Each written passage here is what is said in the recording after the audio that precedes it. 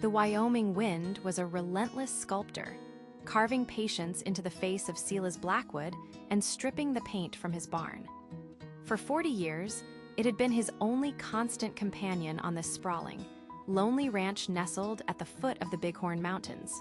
The silence inside his small, sturdy cabin was deeper than any canyon, a hollow space left by a wife and son claimed by a fever 2 decades prior. At 72, Sila's moved with the deliberate economy of a man who conserves everything. His words, his movements, his warmth. Tonight, the wind carried a different tune, a low, mournful howl that promised a storm. The sky, a vast canvas of bruised purple and gray, pressed down on the land. Inside, the comforting aroma of freshly baked bread filled the small kitchen, a simple luxury that was about to become his dinner and breakfast. It was the last of his flour. He'd pair a thick slice with the thin rabbit stew simmering on the cast-iron stove. It would have to be enough to last until the storm passed and the muddy roads to Buffalo were passable again. As he was setting his single plate on the worn wooden table, a frantic, desperate banging rattled his front door. Sila's froze. Visitors were rarer than summer snow. His hand instinctively went to the old hunting rifle propped against the wall, a habit born of isolation, not malice. He peered through the small, grimy window pane. A figure was slumped against the door, shrouded by the deepening twilight and the first icy drops of rain. He opened the door a crack, the wind immediately wresting it from his grip. A young woman, her face etched with exhaustion and pain, stumbled forward. She was Native American, her long, dark hair plastered to her face, her traditional dress soaked through. But it was the swell of her belly, prominent even under the wet fabric, that made Sila's heart seize. She was heavily pregnant. "Please," she whispered, her voice barely audible above the wind. "The storm, I can't." Her eyes rolled back, and she sagged against the doorframe. All thoughts of suspicion evaporated, replaced by a primal, protective instinct he hadn't felt in years. He guided her inside, his rough hands surprisingly gentle, and sat her in the chair by the hearth. He stoked the fire, its orange light dancing across her pale, drawn features. She shivered, clutching her stomach. Without a word, Sila's took the loaf of bread, his last loaf, from the cooling rack. He sliced it thickly, ladled the best parts of the stew into his only clean bowl, and placed it in front of her. She looked from the food to his face, her dark eyes swimming with a mixture of disbelief and gratitude. He simply nodded, a silent command to eat.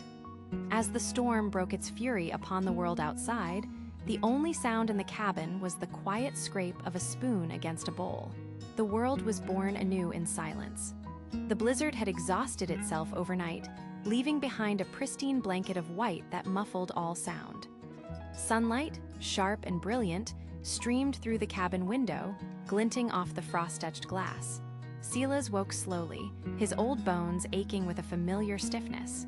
For a moment, he lay still, listening to the profound quiet.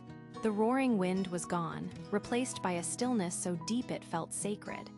He remembered the woman, the bread, the silent communion by the fire. A flicker of anxiety, or perhaps just curiosity, stirred in his chest. He pushed himself out of bed, his bare feet meeting the cold wooden floor. He pulled on his worn flannel shirt and walked into the main room. The fire in the hearth had died down to glowing orange embers, casting a warm, soft light. The armchair was empty. The rough wool blankets he had given the woman were folded neatly on the seat, a stark, orderly square in the rustic chaos of his home. She was gone. A strange mix of relief and an hollow, unidentifiable emptiness washed over him. He had done his part. She was on her way. His life could return to its quiet, predictable rhythm. Sila's walked toward the hearth, intending to add a log to the embers. As he reached for the folded blankets, a sound stopped him. It wasn't a creak of the house settling or the whisper of the wind. It was a soft, guttural sigh, a tiny, living noise that did not belong in the profound silence of his home. His heart hammered against his ribs. Slowly, with trembling hands, he reached for the top blanket. He pulled it back. There, nestled in the woolen folds, was a baby. Its face was a perfect, miniature sculpture of sleep, its skin a warm brown against the coarse gray wool. A thick tuft of jet black hair crowned its head. It was swaddled tightly in layers of cloth, leaving only its serene face exposed.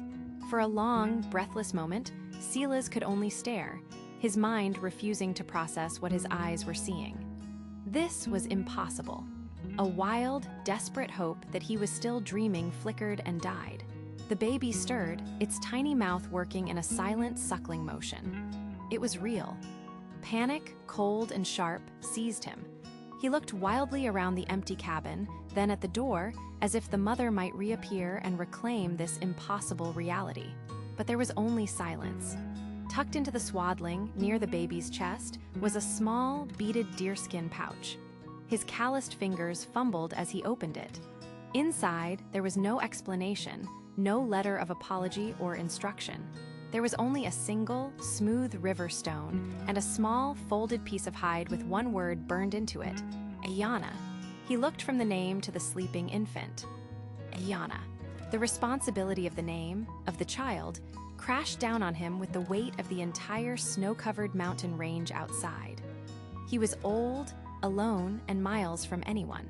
And in his arms, he held a new, fragile, and utterly dependent life. The silence of the morning was shattered by a sound Silas hadn't heard in decades: the piercing, desperate cry of a hungry infant. It sliced through the quiet cabin, a raw, demanding noise that jolted him from his stunned paralysis. The baby, Ayana, was awake and she was in distress. Panic, cold and sharp, gripped Silas. What was he supposed to do? He was a rancher, a man who knew cattle and fences, not newborns. The snow outside was a prison wall, several feet deep, rendering his truck useless and cutting him off from the town, from any semblance of help. There was no formula, no bottles, no diapers. He looked at the crying, red-faced baby, her tiny fists clenched, and a wave of pure inadequacy washed over him. But beneath the fear, a deeper, older instinct stirred, the primal urge to protect. He couldn't let her suffer. His mind raced, sifting through memories thick with dust. Sarah. He remembered his late wife, Sarah, humming softly as she tended to their own son so many years ago. What did she used to do? The memory surfaced, fragmented but clear. Warm water, a spoonful of sugar, a drop of milk. They didn't have a cow back then, but Sarah had a neighbor's goat. Silas's eyes shot towards his pantry. He didn't have a goat, but he had a small supply of canned evaporated milk, saved for emergencies. It was a long shot, but it was all he had. His hands, usually steady when mending a fence or calming a spooked horse, trembled as he worked. He sterilized an old glass jar in boiling water, carefully measuring out the milk and warm water, adding a tiny pinch of sugar. It wasn't right, he knew that, but it had to be better than nothing. The next challenge was a bottle. Rummaging through a forgotten junk drawer, he found an old, clean leather crafting tool with a soft, pliable rubber tip. With painstaking care, he cleaned it, disinfected it, and managed to fashion a crude nipple he could fit over the jar's opening. While the makeshift formula cooled, he turned his attention to the other pressing issue. He found Sarah's old sewing box, pulling out soft, worn-out cotton flannel shirts. He cut them into manageable squares, the fabric soft against his rough fingers. As he folded them, he began to speak, his voice raspy from disuse. "Your mama was a brave woman, little one," he murmured, his words filling the quiet space between her cries. "Left you here, trusting an old fool like me. Reminds me of your grandmother, Sarah. She was strong like that, too. She would have known just what to do." He gently cleaned the baby, his movements clumsy but tender. He wrapped her in the soft flannel and then, with a prayer on his lips, offered her the makeshift bottle. Yana fussed for a moment, then her tiny mouth latched on. She began to drink, her desperate cries softening into quiet, contented sucks. Silas watched, mesmerized, a profound relief washing over him. He had done it. He had kept her safe. Holding the small, warm weight in his arms, Silas felt the fortress around his heart begin to crack, not with sorrow, but with the first stirrings of a fierce, unfamiliar love. 3 days passed in a cycle of feeding, changing, and rocking. The blizzard had broken, but a thick, heavy blanket of snow still smothered the world, silencing it. The silence inside the cabin, however, was frequently broken by Ayana's cries or, more blessedly, her soft coos. Silas found himself talking to her constantly, a low, rumbling monologue that filled the space once occupied by loneliness. He told her about the grain of the wood in the ceiling beams and the way the winter sun, when it finally appeared, cast long shadows across the floor. The initial surge of resourceful adrenaline was beginning to ebb, replaced by a gnawing anxiety. His last can of evaporated milk was now half empty. The pile of soiled flannel squares grew in a corner, and the task of washing them in melted snow and drying them by the fire was a Sisyphean effort. He looked at the pantry shelves, now starkly bare except for a bag of flour and some dried beans, useless for a newborn. "Well, little sparrow," he murmured, gently rocking Ayana, who was wrapped snugly against his chest. "We're coming to the end of the line here. This old man didn't plan for a guest." Her tiny hand clutched his calloused finger, a grip of impossible strength. The responsibility felt heavier than any winter storm. His isolation, once a source of comfort, had become a cage. His gaze fell upon the old rotary phone on the wall, coated in a fine layer of dust. He hadn't used it in years, relying on his trips to town for any necessary contact. He knew the lines would be down after a storm like this, but he had to try. Placing Ayana carefully in her makeshift crib, he walked over and picked up the heavy receiver. He put it to his ear and heard exactly what he expected. A dead, hollow silence. No hum, no crackle, nothing. The silence confirmed it. He couldn't wait for the world to come to him. He had to go to it. His nearest neighbor was miles away, a daunting trek through deep snow for a man his age. But it was his only option. That neighbor was Sheriff Brody, a fact that brought a fresh wave of unease. How could he possibly explain this? A baby, left on his doorstep by a woman who vanished into the snow. It sounded like a tall tale, the kind a lonely old man might spin. They would take her away. The thought sent a sharp, protective pang through his chest. He looked back at Ayana, her chest rising and falling in the steady rhythm of sleep. They could think what they wanted. She needed help. With a resolve that surprised him, Silas began to prepare. He found his sturdiest winter coat and, with a knife and some twine, fashioned a secure sling inside it, lining it with the softest wool blanket he owned. He packed the last of the milk and a few clean cloths into a small satchel. He would carry her against his own body for warmth. Standing at the door, he took a deep breath, the cold air stinging his lungs. He pulled the door open, revealing a world of blinding white. The journey would be a gamble, but staying here was a certainty he couldn't afford. Silas secured the last knot on the makeshift sling, a sturdy carrier crafted from a wool blanket and leather straps. Yana was a warm, precious weight against his chest. Swaddled in so many layers of flannel, she was little more than a round bundle. He pulled his own worn sheepskin coat tight, settled his hat firmly on his head, and wrapped a thick scarf over his nose and mouth. With a final, lingering look at the hearth that had become her cradle, he opened the door. The world that greeted him was a vast, hostile expanse of white. The wind, a living thing, tore at him immediately, its icy teeth biting into any exposed skin. He took a hesitant step off the porch, his boot sinking deep into the snow, the cold instantly seeping through the leather. The effort to pull it out and take another step was staggering. This wasn't walking, it was fighting. The familiar landscape of his ranch was gone, replaced by smooth, treacherous dunes of snow that hid every landmark and dip in the terrain. He fixed his eyes on the line of fence posts, their tops barely peeking through the drifts, his only guide. "Just a little walk, little bird," he rasped, his voice muffled by the scarf, the words swallowed by the wind. The only sounds were the violent howl of the gale and the agonized crunch of his own boots breaking the snow's crust. His lungs burned with every frigid breath. His old bones, already prone to aching, screamed in protest. He focused on the rhythm: step, sink, heave. Step, sink, heave. He measured his progress one fence post at a time. The house shrank behind him with agonizing slowness. Doubt was a cold poison seeping into his mind, but then he'd feel a slight stir from the bundle on his chest, a tiny, muffled sound, and his resolve would harden like forged steel. He was her only hope. About halfway there, disaster struck. His lead foot, plunging into the snow, found nothing solid.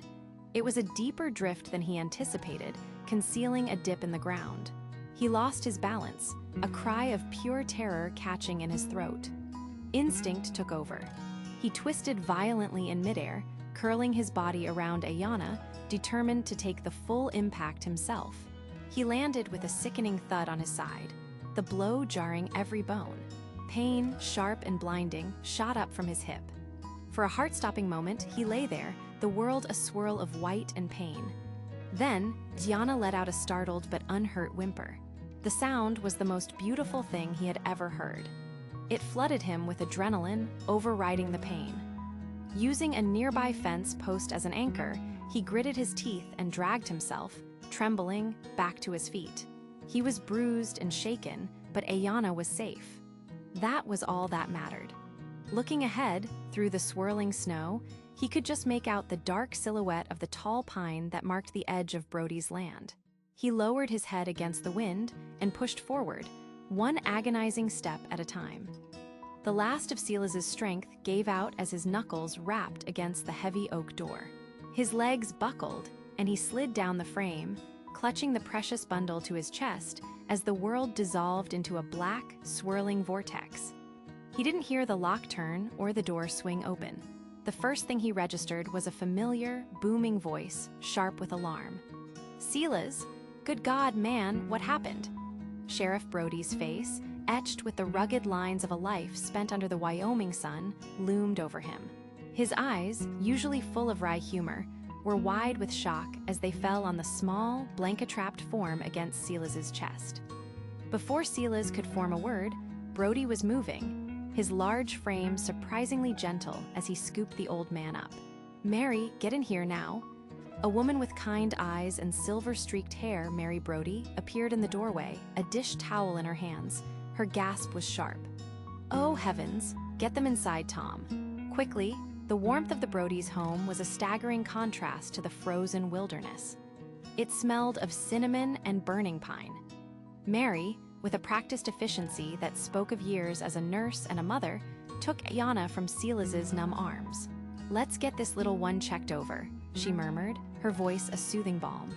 "Tom, get him a blanket and some hot coffee. He looks half frozen."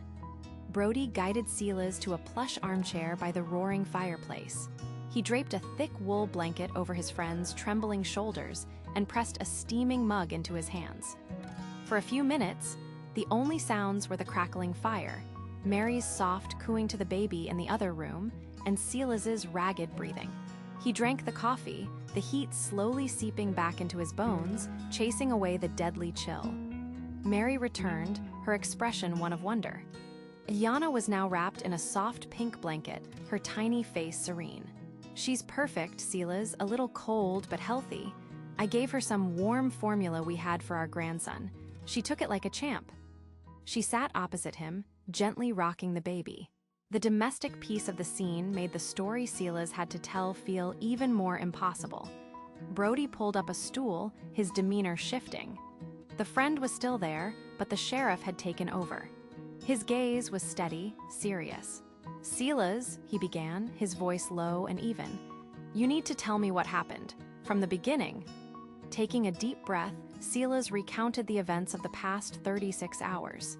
He spoke of the storm, the desperate knock, the silent, pregnant woman with eyes that held the weight of generations. He described sharing his last loaf of bread, the unspoken trust in the flickering firelight, and the shock of waking to find her gone, leaving only the baby, a simple note, and a single, stark feather.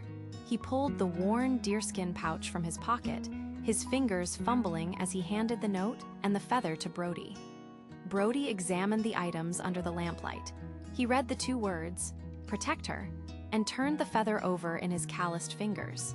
He looked from the note to the sleeping baby in his wife's arms, then to the exhausted, earnest face of his old friend. A long silence filled the room. Mary looked at her husband, her eyes pleading for understanding. Brody finally looked at Silas, his expression a complex mixture of sympathy, disbelief, and the heavy burden of his duty. "Silas," he said, his voice heavy with resignation.